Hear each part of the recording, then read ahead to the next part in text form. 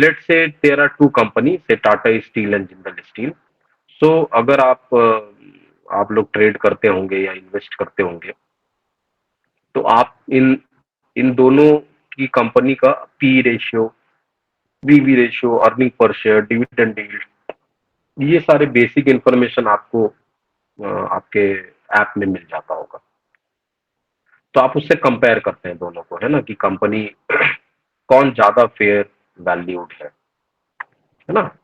तो जब आप ऐसा करते हैं, सो this is nothing but the comparable company analysis. Quantitative क्यों? क्योंकि these ratios are involved, and qualitative why? Because we are just comparing, and on the basis of comparison we are drawing some uh, yeah, say conclusions कि Jindal steel की PV ratio बहुत कम है, for example Tata steel की P ratio given है से 19 और Jindal steel की P ratio है 23। So by this we are saying that okay, so earning price to earning ratio is high in case of Tata Steel, or Tata Steel has that earning capacity, more earning capacity. By paying only 19 rupees, he will earn back to you rupees 1. Here you need to give 23 rupees to earn back rupees 1. अच्छा, PV ratio हमने निकाला, मान लीजिए Tata steel का 2 है PV ratio और Jindal steel का है 1.5। सो इसका मतलब प्राइस टू बुक वैल्यू में ये जिंदल के मुकाबले टाटा स्टील ओवर वैल्यूड है ना। बुक, अगर उसकी बुक वैल्यू 1 है तो उसको मार्केट ने 2 रुपए का वैल्यूएशन दे रखा है, जबकि इसकी बुक वैल्यू 1 है तो उसको मार्केट ने 1.5 का वैल्यूएशन दे रखा है, तो इसके मुकाबले कम वैल्यूएशन दे रखा है। So based on this we can say that ठीक है, अभी अगर टाटा स्टील के मुकाबले देखें तो इसमें भी ग्रोथ पर्सपेक्टिव और दिख रहा है, ये और ऊपर जा सकता है। Okay, similarly earning per share, वो तो डायरेक्ट आपको दे रहा है कि मान लीजिए अर्निंग पर शेयर ये 10 रुपए कमा के दे रहा है, ये 15 रुपए कमा के दे रहा है, डायरेक्टली डिफरेंस आपको दिख जाए। Dividend yield, so Tata Steel say paying dividend of 2% and this is paying dividend of 1%. So based on this uh, quantitative data, we are doing qualitative conclusions. Okay, so this is called as comparable company analysis. This is one way of valuation of equity. So in exam, if I ask you what is valuation of equity, how you can do it, so you can write theoretically the number one, comparable company analysis could be done, and based on this uh, we actually conclude that whether this company is uh, good to invest or not. Okay, so this is one way. The next is discounted cash flow analysis. Cash flow analysis estimate the present value of a company's future cash flow. यानी कि इसकी जो future cash flow है उसको पहले estimate करना होगा। Future cash flow, भाई कंपनी की फ्यूचर कैश फ्लो क्या है, और उसकी प्रेजेंट वैल्यू निकालनी होगी। प्रेजेंट वैल्यू ना, लास्ट क्लास में मैंने ये करके बताया था प्रेजेंट वैल्यू कैसे निकालते हैं।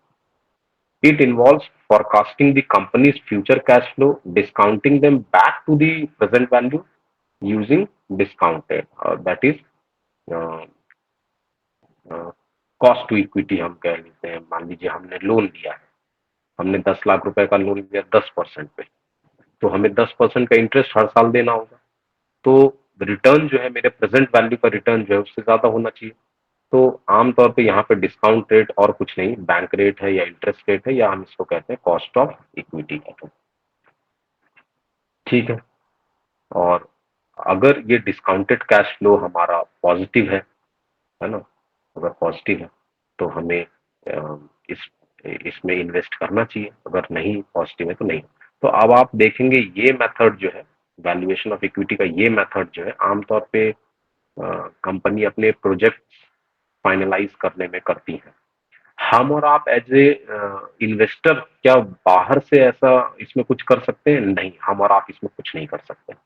सो वैल्यूएशन ऑफ इक्विटी में जो बड़े स्टेक होल्डर्स है ना, जो कंपनी में पैसे लगाते हैं, वो ये मेथड देख सकते हैं, लेकिन हम और आप जो रिटेल इन्वेस्टर है, we can not use this method because we can not have this future cash flow of the company. We don't know, until and unless company इसको जारी करे, हमको कुछ पता नहीं। So this is more of theoretical in nature. अगर practically आप पूछे कि आज की क्लास के बाद हम क्या एनालिसिस करने में हम क्या अच्छा हो सकते हैं, तो वो पहली पॉइंट है सीसीए।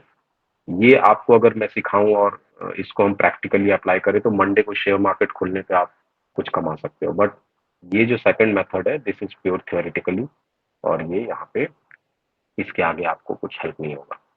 चलिए नेक्स्ट हम इम्पोर्टेंट है यहाँ पे फेयर वैल्यूएशन में एसेट बेस्ड वैल्यूएशन। ये जो बड़े बड़े आपको एनालिस्ट होते हैं ना, वो एसेट बेस्ड वैल्यूएशन भी कंपनी की करते हैं और फिर तय करते हैं कि कंपनी अच्छी है बुरी है या इसमें फ्यूचर प्रोस्पेक्ट में ग्रोथ है या नहीं।